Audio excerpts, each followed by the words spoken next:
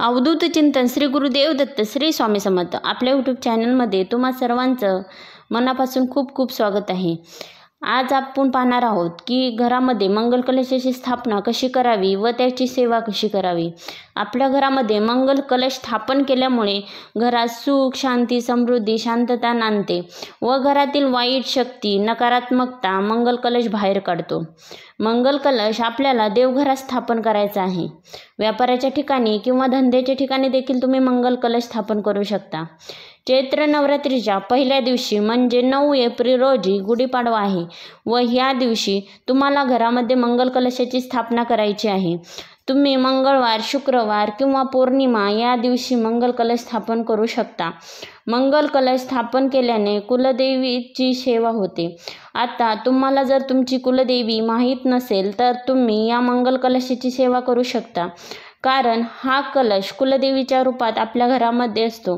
त्यामुळे जरी कुलदेवी माहीत नसेल तरी तुमची सेवा कुलदेवीच्या चरणी अर्पण होते व तुमची कुलदेवी तुमच्यावर प्रसन्न होते व आपल्या घरावर येणारी सर्व संकटे आणि वाईट वेळ आपली कुलदेवता स्वतःवर घेते। म्हणजे जो मंगल कलश आपण घरात स्थापन करतो तो साक्षात आपल्या देवीचे रूप असतो। त्याच्यामुळे हा मंगल कलश तुम्ही घरामध्ये नक्की स्थापन करा। ह्याच्यावरील नारळ जर तडकला तर तो लगेचच बदलून घ्यावा। हा तुम्ही प्रसाद म्हणून खाऊ शकता। जर खराब असेल तर तो पाण्यात विसर्जन करावा। आता जर त्याला कोंब आला तर त्याचे झाड लावून द्यावे।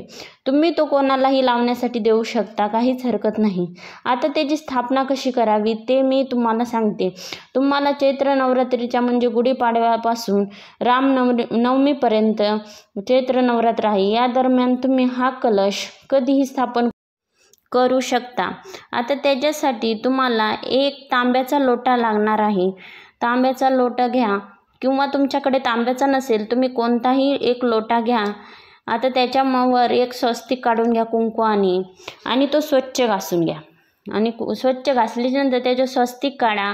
स्वस्तिक काढल्याच्यानंतर त्याच्यात पाणी टाका। पाणी, एक सुपारी, एक नाणं, अक्षदा, फूल आणि हळदी कुंकू टाकून घ्या व त्याच्यावर आंब्याची पाने किंवा खाऊचे पाने ठेवले तरी चालतील आणि त्याच्यावर तुम्हाला श्रीफळ म्हणजे नारळ ठेवायचा आहे आणि या कलशाच्या खाली तुम्हाला तांदूळाची वाटी भरून ठेवायची आहे किंवा तुम्ही पाटावर तांदूळाची रास घालून त्याच्यावर हा कलश स्थापन केला तरीही चालते।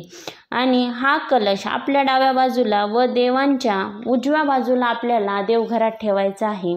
आता याचे पाणी दर मंगळवारी किंवा शुक्रवारी कोणता तरी एक वार ठरवून तुम्ही 8 दिवसात एकदा याचे पाणी बदलू शकता आणि तुम्हाला त्या दिवशी देवीची आरती देखील करायची आहे व काहीतरी नैवेद्य देखील दाखवायचा आहे। व्हिडिओ आवडल्यास व्हिडिओला लाईक आणि चॅनलला सबस्क्राईब नक्की करा। धन्यवाद।